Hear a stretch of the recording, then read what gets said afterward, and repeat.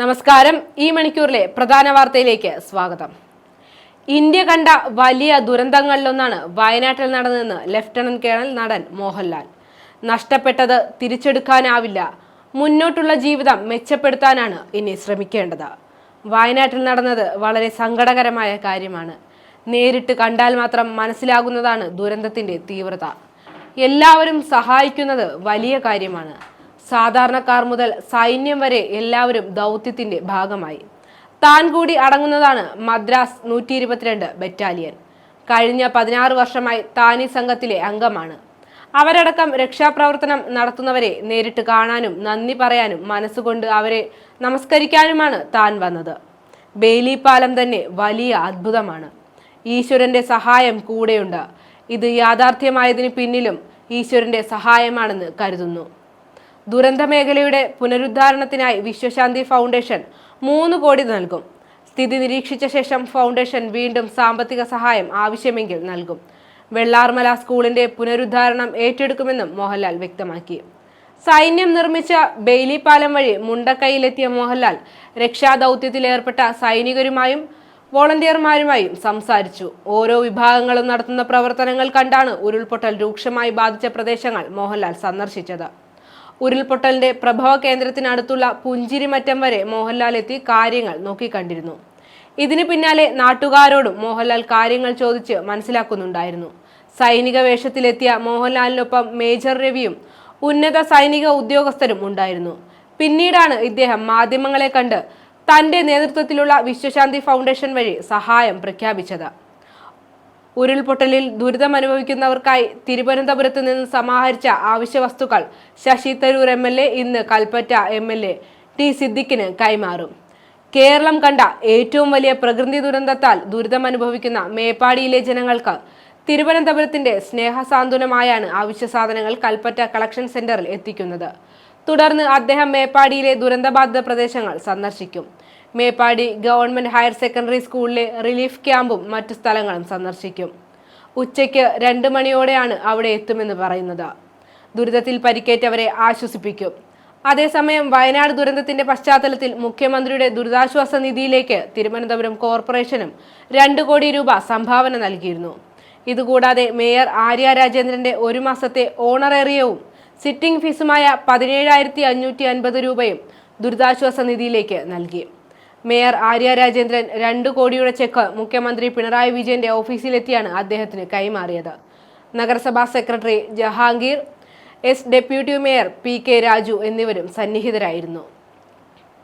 പ്രകൃതി ദുരന്തത്തെ തുടർന്ന് ആശയവിനിമയം സങ്കീർണമായ ചൂരൽമല മുണ്ടക്കൈ പ്രദേശങ്ങളിൽ നിന്ന് വിവരശേഖരണം വേഗത്തിലാക്കുന്നതിന് ഹാം റേഡിയോ സംവിധാനം കൽപ്പറ്റയിലെ കളക്ടറേറ്റിലാണ് ബേസ് സ്റ്റേഷൻ. ദുരന്ത മേഖലയിൽ രക്ഷാപ്രവർത്തകർക്കൊപ്പമുള്ള ഹാം റേഡിയോ ഓപ്പറേറ്റർമാർ ഇവിടേക്ക് വിവരങ്ങൾ കൈമാറുന്നു.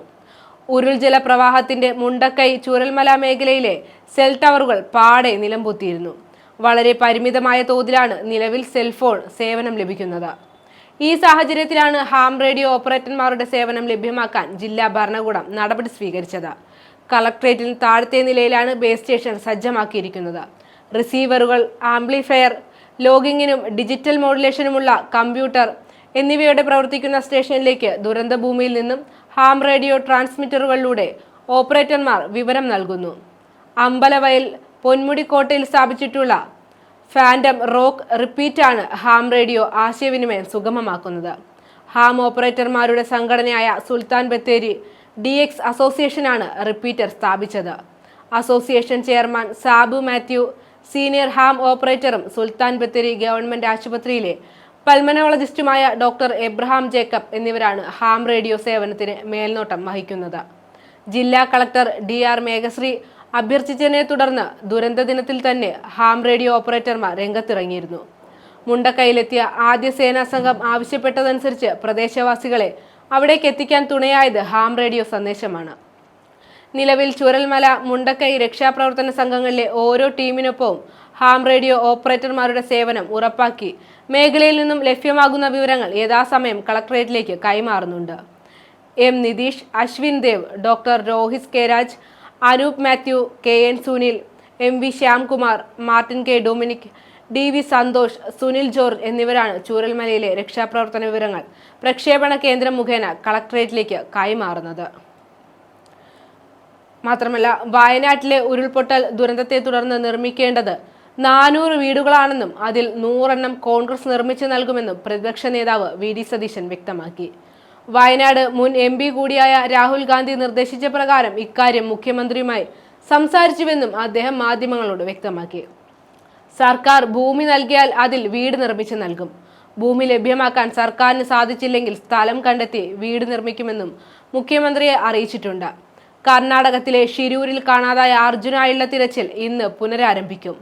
ഇക്കാര്യം സ്ഥലം MLAയുമായി സംസാരിച്ചിരുന്നു.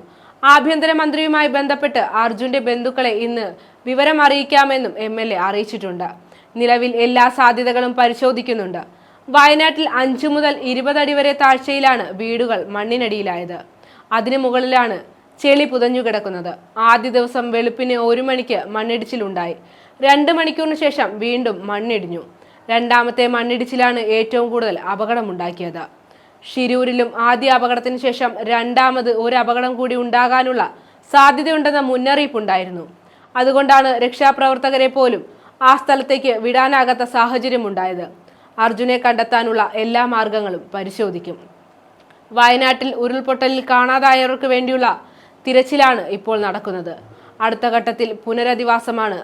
ദുരന്ത ഭൂമിയിലേക്ക് അവരെ മടക്കിവിടാൻ പറ്റില്ല. സ്ഥലം കണ്ടെത്തി വീട് നിർമ്മിച്ച് നൽകണം. വീട് നിർമ്മിക്കുന്നവരെ അവരെ വാടക വീടുകളിൽ താമസിപ്പിക്കണം. ഇപ്പോൾ കാട്ടുന്ന ഉത്സാഹം കെട്ടുപോകാതെ ഇതൊക്കെ ചെയ്യണം. പുത്തുമലയിലും കവളപ്പാറയിലും സംഭവിച്ചത് ഇവിടെ സംഭവിക്കരുത്. എല്ലാവരും ഒറ്റക്കെട്ടോടെ നിൽക്കുക. വയനാടിലെ ജനതയ്ക്ക് വേണ്ടി.